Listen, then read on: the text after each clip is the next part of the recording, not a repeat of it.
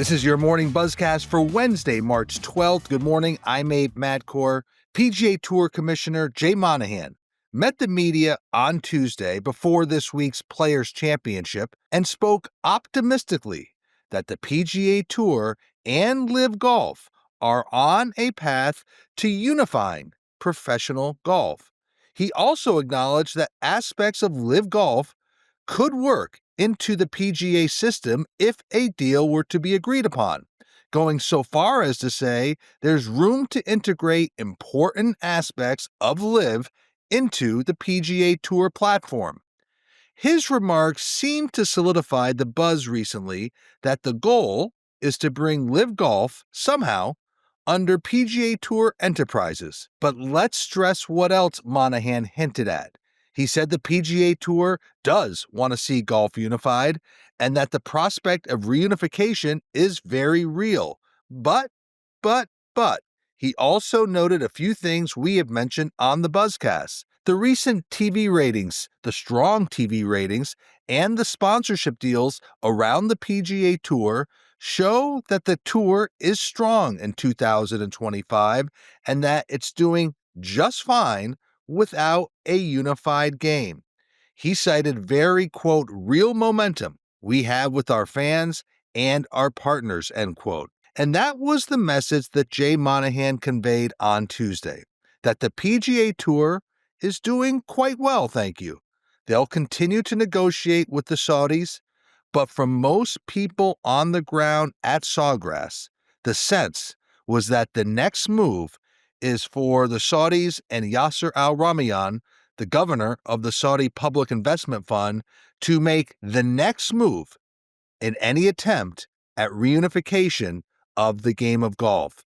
Yes, these are the types of negotiations we see at such a high level, but Monahan's remarks yesterday indicated clearly that any deal between the PGA Tour and Saudi Arabia's Public Investment Fund still has a ways to go.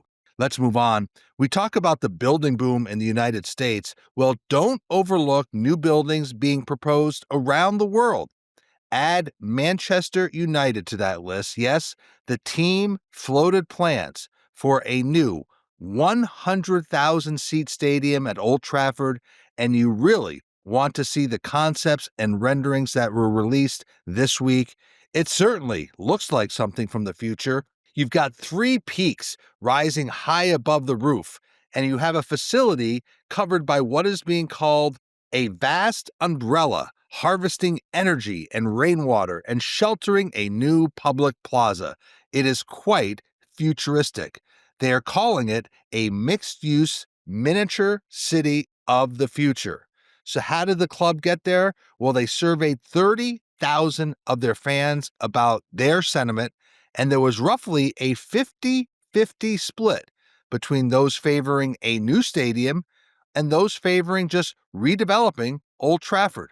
Previous estimates of any new stadium were north of $2.6 billion, and looking at these renderings, it's going to be north of that.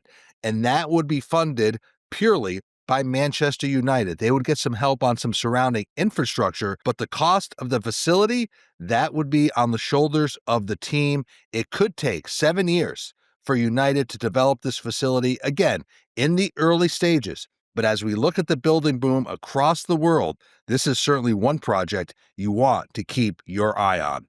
You know, we talk a lot about global events coming to the United States, and one that we don't mention a lot on the Buzzcast is the Rugby World Cup. That will be on U.S. soil, the men's event in 2031, the women's event in 2033. So now, cities in the United States are showing off because they want to host this event. And Denver was the city that most recently showed off some of its facilities to delegates of World Rugby. So Denver is one of 30 cities being considered. And these cities are showing off now, but they may not know if they are officially a host city until late in 2027. So evaluations will continue all this year into 2026, and World Rugby delegates will likely visit these cities multiple times Earlier this week, officials spent 2 days in Kansas City. Then they were off to Denver. So these leaders are looking for a few specific, consistent things. They want, obviously, an international airport. Obviously, hotel and hotel capacity is huge, and high capacity stadiums to handle the large crowds that will be drawn to this Rugby World Cup. So again, another global event coming to the United States, the Rugby World Cup 2031-2033, more than 30 U.S. cities in the mix interested in hosting.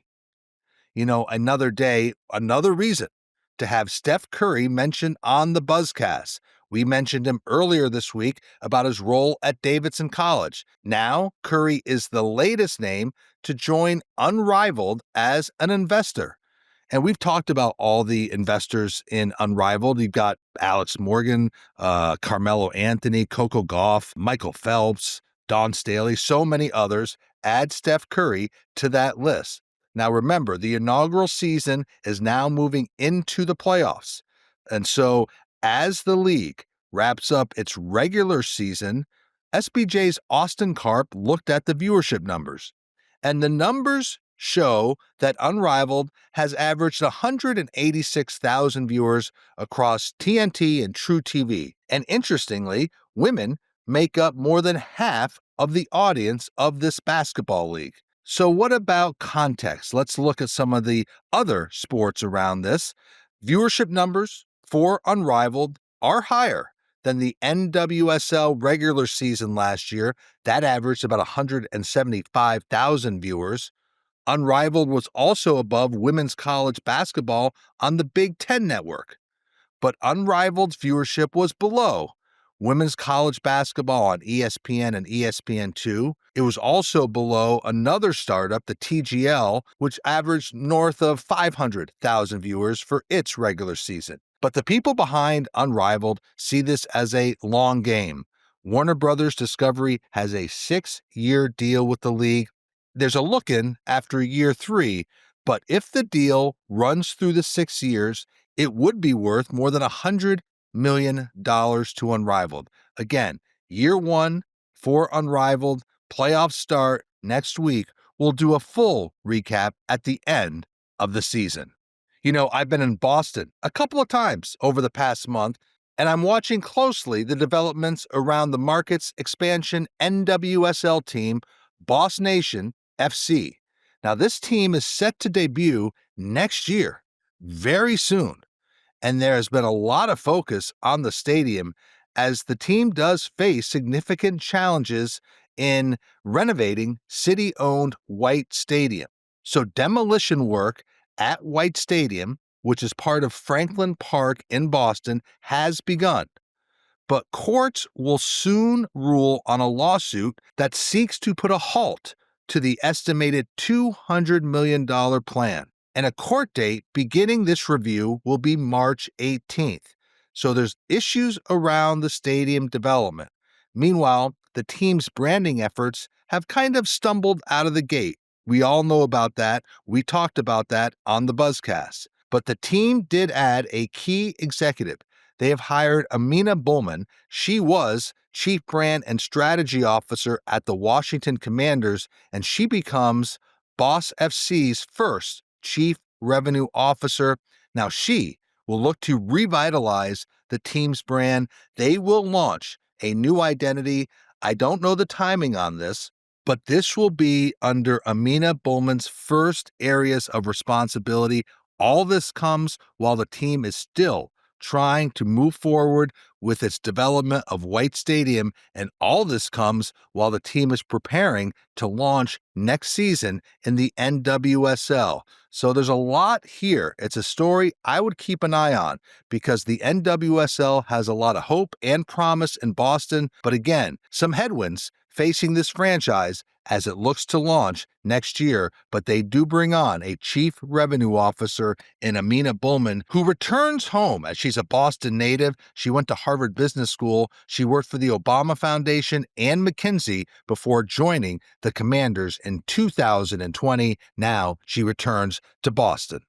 And some sad news to end the Buzzcast. Former NBA player and very successful businessman Junior Bridgeman died suddenly at 71 in Louisville on Tuesday during a luncheon held in the city. So sad, so sudden.